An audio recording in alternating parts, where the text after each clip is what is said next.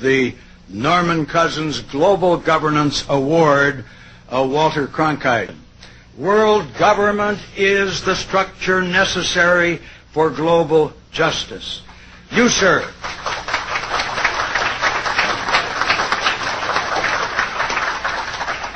have been a lifelong advocate of this principle, and it is appropriate, therefore, that we present you with this amethyst geode.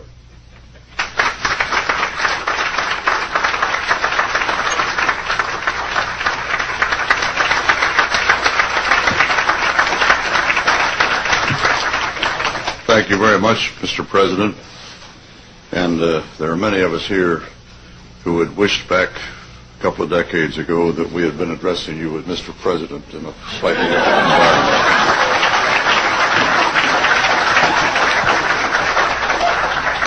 And thank you, Mrs. Annan, for those lovely words you spoke.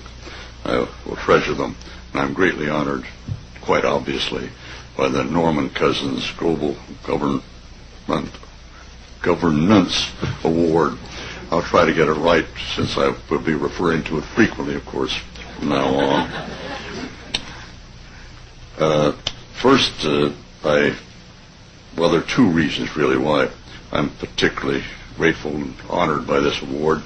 The first, I believe, as Norman Cousins did, that the first priority of humankind in this difficult era is to establish an effective system of world law that will assure peace with justice among the peoples of all the world.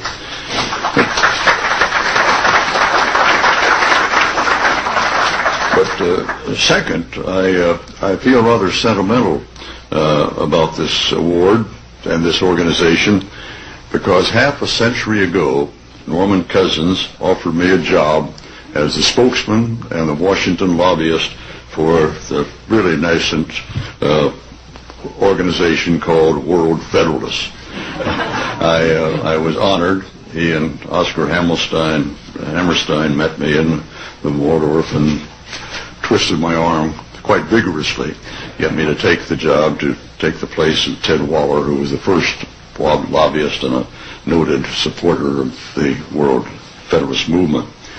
I chose instead, it turned out, to continue in the world of journalism.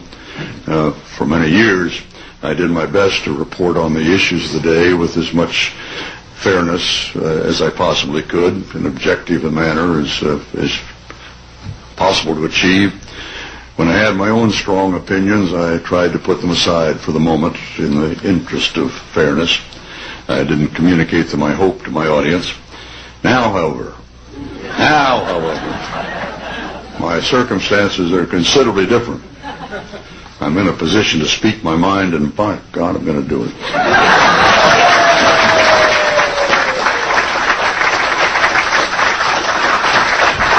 You know, those of us who are living today can truly influence the future of civilization. We can influence whether our planet is going to live or die, whether it's going to drift into chaos and violence, or whether through a monumental educational and political effort, we will achieve a world of peace under a system of law where individual violators of that law are brought to justice. For how many thousands of years now have we humans been what we insist on calling civilized? And yet, in total contradiction, we also persist in the savage belief that we must occasionally at least settle our arguments by killing each other. While we spend much of our time and a great deal of our treasure in preparing for war, we see no comparable effort in establishing peace. Meanwhile, emphasizing the sloth in this regard, those advocates who work for world peace by urging a system of world law and order, world government, if you please, are called impractical dreamers. Those impractical dreamers are entitled, it seems to me, to ask their critics, what is so darn practical about war? First, we Americans are going to have to yield up some of our sovereignty. That's going to be, to many, a bitter pill. It would take a lot of courage, a lot of faith, a lot of persuasion to them to come along with us on this necessity. Our forefathers believed that the closer the laws are to the people, the better. Cities legislate on local matters, of course. States make decisions on the matters within their borders. And the national government deals with issues that transcend the states, such as interstate commerce, foreign relations. That's what we mean by federalism. Today we must develop federal structures on a global level to deal with world problems. We need a system of enforceable world law, a democratic federal world government. You know, what Alexander Hamilton wrote about the need for law among the 13 states applies today to the approximately 200 sovereignties in our global village, all of which are going to have to be convinced to give up some of that sovereignty to the better, greater union. Hamilton said, and it's not going to be easy, Hamilton said, to look for a continuation of harmony between a number of independent, unconnected sovereignties in the same neighborhood would be to disregard the uniform course of human events and to set at defiance the accumulated experience of ages. Most important, we should sign and ratify the Treaty for a Permanent International Criminal Court.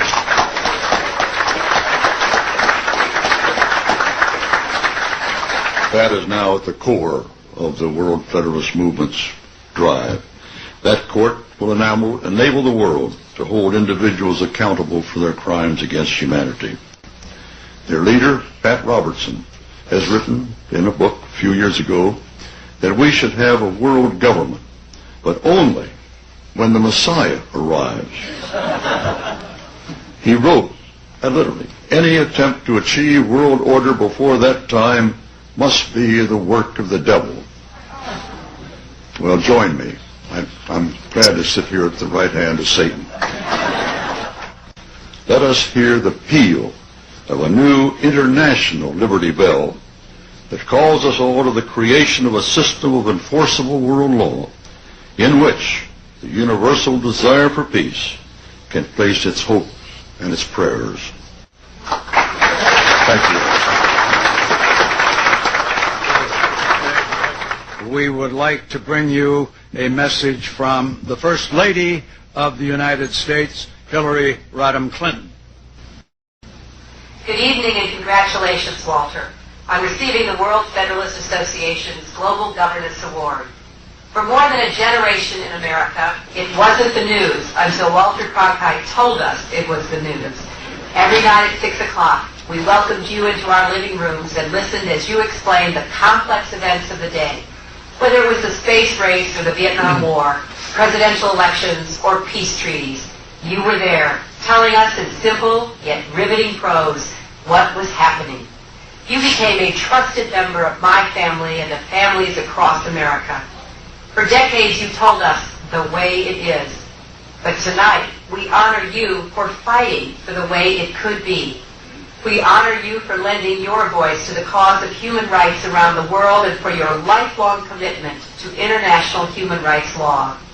From your reporting on the Nuremberg trials to your work with the WFA campaign to end genocide, you have stirred our consciences and challenged all of us to live closer to the words of the Universal Declaration of Human Rights. All human beings are born free and equal in dignity and rights. So thank you, Walter. Thank you for inspiring all of us to build a more peaceful and just world. We are still listening to your every word. And with your continuing leadership, we can sail across these unnavigated seas into the 21st century. And there's no better captain I can imagine than you. Thank you.